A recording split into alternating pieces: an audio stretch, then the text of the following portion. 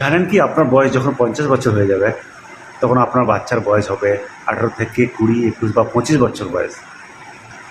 আপনার সাথে আপনার বাচ্চার সময় কাটানোর যে পার্সেন্টেজ, তা 80% হয়ে যাবে। ভাবতে অবাক লাগলেও এটা বাস্তব। তখন আপনার বাচ্চার চিন্তাভাবনা আলাদা হয়ে যাবে, আলাদাভাবে সংসার করার পরিকল্পনা আসবে, আলাদা অপিনিয়ন হবে। আপনার অর্ডার পালন না করে আলাদাভাবে সে অর্ডার তৈরি করে পালন করবে, আলাদা সংসার করার চেষ্টা করবে, আলাদা জায়গায় সময় কাটানোর তখন চেষ্টা করবে বা সময় কাটাবে। ভাবতে অবাক লাগলেও এটাও বাস্তব। হয়তো আপনার বাবা মার বয়স 60 বছর বা 70 বছর।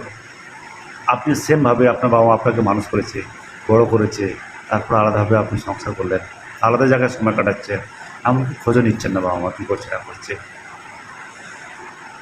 এটা ভাবতে অবাক লাগে